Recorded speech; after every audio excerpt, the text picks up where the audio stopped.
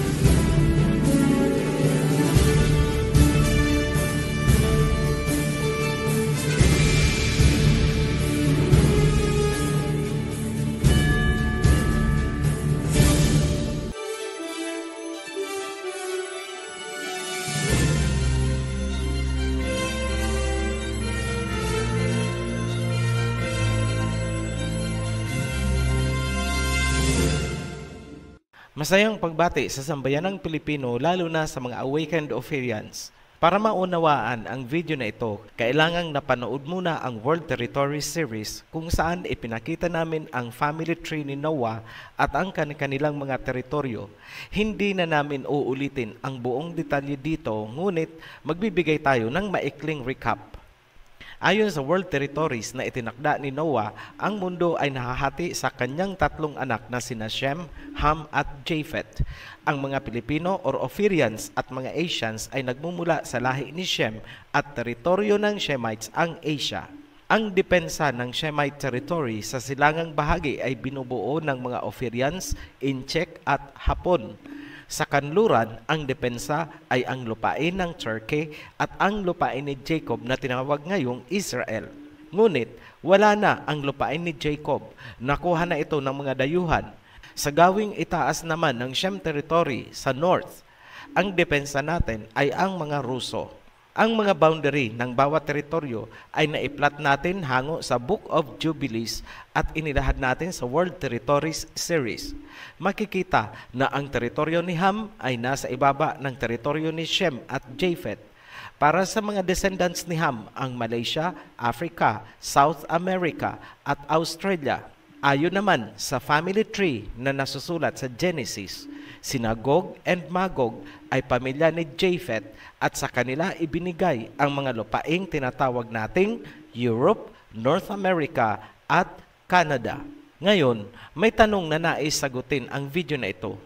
Sino ang totoong banta sa soberanya ng ating bansa at sa buong Shemite territory? Ang susi sa kasagutan ay matatagpuan sa isang lumang gusali sa Australia na itinayo mahigit 150 years na ang nakaraan.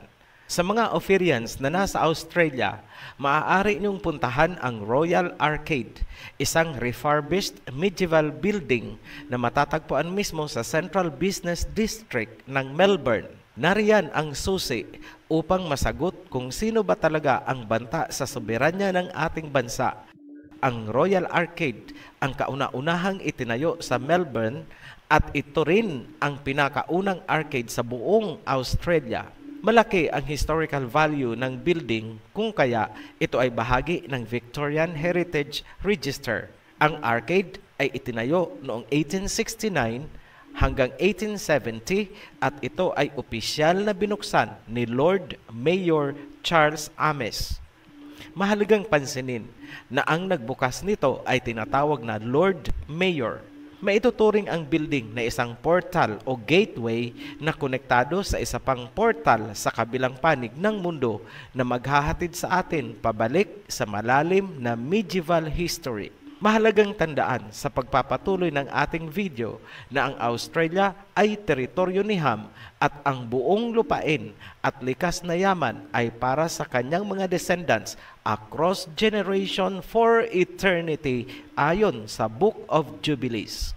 Kung totoo man ang sinasabi ng Genesis at Book of Jubilees na ang Australia at Africa ay para sa lahi ni Ham or Hamites, ibig sabihin ang biological at genetic profile ng mga original occupants ng Australia at Africa ay closely similar, magkamag-anak. Yan ang ating inalam at ilalahad gamit ang information mula sa modern research. In 2017, a genetic study of the genomes of 111 Aboriginal Australians found that today's Aboriginal Australians are all related to a common ancestor who was a member of a distinct population that emerged on the mainland about 50,000 years ago. Humans are thought to have migrated to northern Australia from Asia using primitive boats. A current theory holds that those early migrants themselves came out of Africa about 70,000 years ago, which would make Aboriginal Australians the oldest population of humans living outside Africa. Ayon sa isang genetic study na ginawa noong 2017, ang kasalukuyang mga Aboriginal sa Australia ay may genetic origin sa Africa. Ipinapalagay na dumaan sila sa Asia at tumawid sa dagat gamit ang primitive boats upang makarating sa Australia.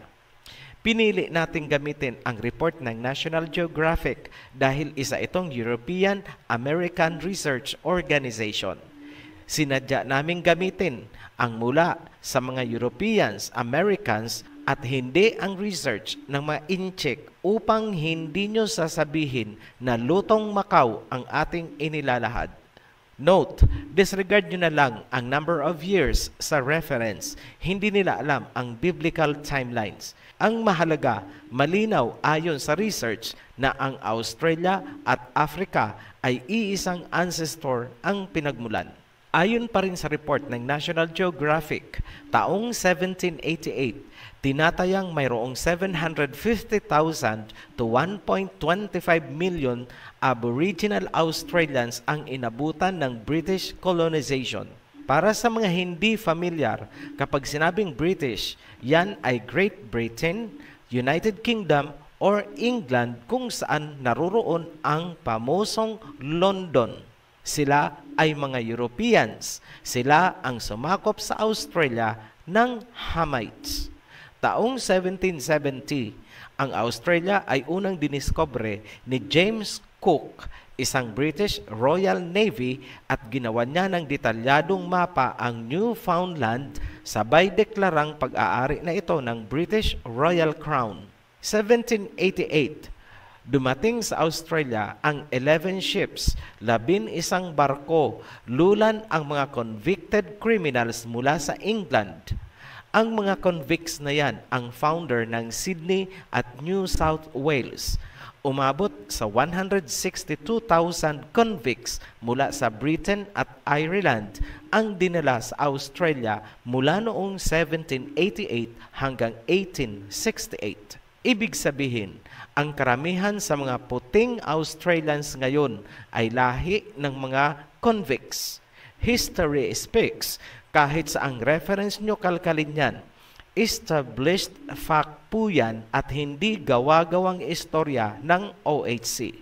Ayon pa rin sa National Geographic Research, ang mga dinala sa Australia ang nag-introduce ng iba't ibang sakit na humawa sa maraming natives. Tandaan, ang mga natives ay hindi immune sa mga sakit na yan dahil hindi naman sila exposed. Habang lumalaganap ang mga sakit, tuloy naman ang pagsamsam o pag-agaw sa mga lupain. Humigit kumulang 20,000 na mga Aboriginals ang lumaban at namatay. Karamihan sa kanila ay nabiktima ng massacres habang inaagaw ng mga British ang kanilang mga lupain. Maliban sa pagsamsam ng mga lupain, ayon pa rin sa report ng National Geographic, ipinatupad ng British government mula 1910 hanggang 1970 ang puwersahang pagkuha ng mga anak ng natives mula sa kani-kanilang mga pamilya. ang mga bata ay inilagay sa mga adoptive families at institutions at pinagbawalang magsalita ng kanilang sariling lengguwahe. Pinalitan din ang kanilang mga pangalan. Tinatayang umabot ng 33% ng mga native children ang inalis sa kanilang mga pamilya. Ginawa yan ng British government sa mga natives sa loob ng 60 years. Yan ang tinatawag na stolen generation. Recap natin ang mga nangyari. Mula sa England, nilusob ng mga British ang mga Aborigines ng Australia. Maraming namatay, dinukot ang mga bata mula sa kanilang mga pamilya at sinamsam ang mga lupain. Pasok sa banga ng British Royal Crown ang Australia ni Ham. Ngayon, nasaan ba ang Australia? Nasa gawing ibaba lang po ng Pilipinas. And so, ang Australia ni Ham ay nakuha ng angkan ni Japhet. Sa mga panahong yan, umusbong ang European Australians at later in time, itinayo nila ang unang Royal Arcade sa Melbourne. Next, New Zealand, biblically, Ham Territory. Taong 1840, ang New Zealand ay officially naging colony ng Britain hanggang sa kasalukuyan. Nasa ibaba lang din ito ng Pilipinas. Pansinin nyo, across history, kung paanong ginapang paisa-isa ang mga bansa ng Ham Territory. Lahat swak sa banga ng Royal Crown. Up next, Papua New Guinea, biblically, Ham Territory. 1884 onwards to 19th century, pumasok ang Germany sa Papua New Guinea. Sumunod din ang Australia. Then, naglaban ang Germany at ang Australia. Later in time, nagkaroon ng mga negotiation sa League of Nations. Pero, ang ending, pasok sa British Royal Crown ang Papua New Guinea. Nakakatawa lang isipin na noong umapila ng independence ang Papua New Guinea, binigyan sila ng independence. Alright, bigyan namin kayo ng independence. Magkakaroon kayo ng sarili nyong leader. Pero ang leader ninyo ay under namin. Kaya ang head of state ng Papua New Guinea ay si Her Majesty. Next, Solomon Island, biblically, Ham Territory. Taong 1568, unang sumalta ang Spanish navigator na si Alvaro de Mendaña de Niera. Maliban sa kanya, ang mga madalas na bumisita ay ang mga whaling ships mula sa Britain, United States at Australia. Towards the 19th century, pumasok na ang mga Christian missionaries. Kasabay nun, nagkakaroon ng mga pagdukot ng mga natives upang gawing alipin sa mga plantation sa Queensland, Australia. June 1893, para protektahan daw ang Solomon Islands, pumasok ang United Kingdom o Britain bilang tagapagtanggol. Ang bahaging nasasakop ng Germany ay inilipat na rin sa British Royal Crown. Kaya ang head of state nila ay si Her Majesty. Nakakatawa ulit kung iisipin na ang dumudukot ng alipin ay mula sa Australia na mga tauhan din lang naman ng Britain. Tapos, yung magbibigay daw ng proteksyon ay ang Britain kung magpapasailalim sila sa dominion ng Royal Crown. Hindi nyo ba nahahalata kung paanong pinaiikot-ikot ang mga natives tapos ang ending ay swak sa banga ng Royal Crown? Up next, Hong Kong, biblically, Siem Territory. Taong 1838, umaabot sa 1,400 tons ng opyo ang ibinabagsak ng mga British sa China kada taon. In 1839, umapila ang China kay Queen Victoria na ipatigil ang pagpapadala ng opyo sa China dahil nasisira na ang moral fabric ng mga tao. Ngunit walang naging aksyon ang British government. Dahil dito, pinakumpiska ng gobyernong in-check ang mga opyo at ang sinamang mahuhulihan nito ay papatayin.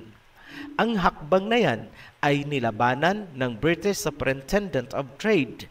Pinatakas niya ang mga traders at pushers at pinahanda ang mga ito para digmain ang mga Inchik. June 1840, nagsimula na ang ofensiba ng Britain laban sa mga Inchik. Ang nais kasi ng British government ay gawing legal ng gobyernong Inchik ang droga at gawing malaya ang pagbebenta nito. Pinababayaran sa gobyernong Inchik ang mga nakumpiskang opyo at iba pang mga damages. Dito na nagsimula ang digmaan. Nagipit at natalo ang mga Inchik. Bumagsak ang kanilang economy at maraming nagutom. Dahil dito, napilitan ang mga Inchik na makipagkasundo sa Britanya on a bended knee. Bahagi ng kasunduan, kinuha ng Britain ang Hong Kong. Yan ang nakapaloob sa Nanking or Nanjing Treaty. Lumipas ang panahon, nakabangon at lumakas ang mga Inchik. Ibinalik ng Britanya ang Hong Kong noong 1997. Pero binitawan na nga ba? Hindi pa rin. Kasalukuyan, nagkakaroon ng mga political unrest sa Hong Kong dahil sa impluwensya ng kanluran. Napansin nyo ba? Nakarami sila. Isa pa, Malaysia. Hindi lingid sa kaalaman ng karamihan kung paanong nawala sa atin ang Sabah.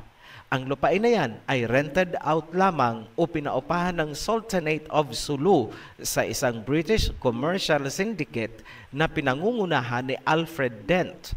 Ngunit noong nabuo na ang Malaysian Federation, ang lupain ay ibinigay ng British syndicate sa Malaysia imbes na isauli sa Sultanate of Sulu. Hanggang ngayon, ang usaping yan ay hindi pa rin nalulutas. Noong September 18, 1968, pinirmahan ni President Marcos ang Act of Congress kung saan kasama ang Sabah sa Republic of the Philippines. Dahil sa ginawa ni Marcos, nagpadala ang British government ng Hawker Hunter fighter and bomber jets sa Kota Kinabalu kasabay ang babala na ipagtatanggol ng Britanya ang Malaysia alinsunod sa Anglo-Malayan Defense Agreement. Kung magkakaroon ng digmaan sa pagitan ng Malaysia at Pilipinas, magpapadala din ang Britanya ng mga warships sa Philippine waters. Ang defense agreement ng Malaysia at Britain ay napalitan at lalong pinalakas ng 5 power defense arrangements na pinagkasunduan ng Great Britain, Australia, New Zealand, Malaysia at Singapore. Ano ang laban ni Marcos? Wala. Ito ang tanong, nasaan ang mga kano? Bakit hindi nila tinulungan si Marcos sa kabila ng pagiging allied country ng Pilipinas sa Amerika? Ngayon, nais naming pansinin nyo ang kalagayan ng Pilipinas. Tingnan nyo ang world map. Napapaligiran tayo ng mga bansang hawak ng British Royal Crown. Australia, New Zealand, Papua New Guinea, Solomon Islands, Malaysia, and Singapore. On extreme situation, boses ni Her Majesty ang masusunod. Kakalabanin ba ng mga kano ang kanilang nanay? Kakalabanin ba ng mga kano ang pinagmula nilang pamilya para lamang ipagtanggol ang mga Pilipino? Patawa kayo kung inaakala nyong kakampihan tayo ng mga kano on extreme scenario. Sino lang ang pwedeng kakampi ng Pilipinas? Mag-isip kayo. Ngayon, kilala nyo na ba kung sino talaga ang banta sa ating soberanya? Para masagot ang tanong, balikan natin ang sinasabi naming Royal Arcade sa Australia para malaman na kung sino talaga ang banta sa ating soberanya at sa buong Shemite territory. Pumasok tayo sa loob ng Royal Arcade. Pansinin nyo ang rebolto ni Gog at Magog. Yes, ang building na yan ay itinayo ng mga tauhan ni Gog and Magog bilang tribute noong nakuha nila ang Australia. Yan din ang icon ng sumibol na economy ng Australia. Kaya nga, naging Central Business District ang lugar na kinatatayuan ng building na yan. Huwag kalimutan na ang likas na yaman ng mga lugar na yan ay dapat sana ay para sa lahi ni Ham. Ngayon, isang galamay pa lang ang nakita natin. Yan ay isang tentacle o satellite lamang ng isang mas malaking organisasyon. Alam nyo na ngayon, ang kumuha ng Australia, New Zealand, Papua New Guinea at Solomon Island ay lahi ni Gog and Magog. Right now, ang head of state ng mga binanggit nating bansa ay si Her Majesty.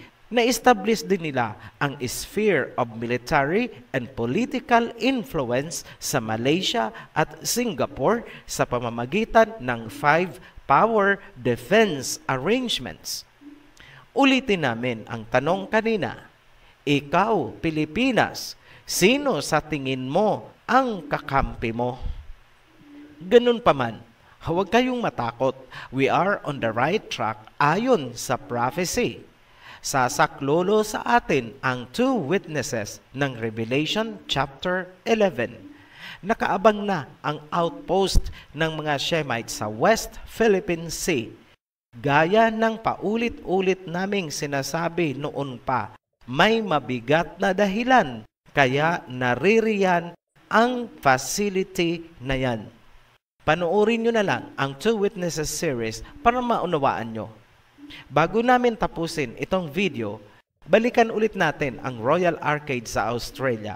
Gaya ng sinabi natin sa bungad pa lang, ang Royal Arcade ay isang portal na konektado sa isa pang portal sa London na pinamumunuan din ng isang Lord Mayor. Ano ang meron sa basement ng portal na nasa London? Saan ito nakaugat? Saan ito nakatayo? Ano ang kinalaman niyan sa pagkakawala ng lupain ni Jacob na ngayon ay tinawag na Israel? Lahat ng ilalahad natin sa pagpapatuloy ay fulfillment ng prophecies na hindi nyo kailanman narinig mula kanino man kahit sa ang relihiyon at sekta. Ipapasilip namin sa inyo ang isang malalim na organisasyon mula pa sa antiquity of history na nagpatuloy hanggang sa kasalukuyan at sa mga darating na panahon. It has been shrouded in deep secrecy and rituals na nagmumula sa underground London organization. Abangan nyo yan sa pagpapatuloy ng ating paglalahad. Muli kaming nagpapasalamat sa inyong patuloy na pagsuporta sa Ophirian Channel. Para sa new subscribers, welcome to the heritage. At para sa lahat, be blessed. Shalom. Mga kapatid, kung niyo pong napanood ang kabuuan ng video na ito at kung niyo pong nagustuhan ng mensahe at aral, paki-like, subscribe, and share po. Marami pong salamat. Be blessed. Shalom.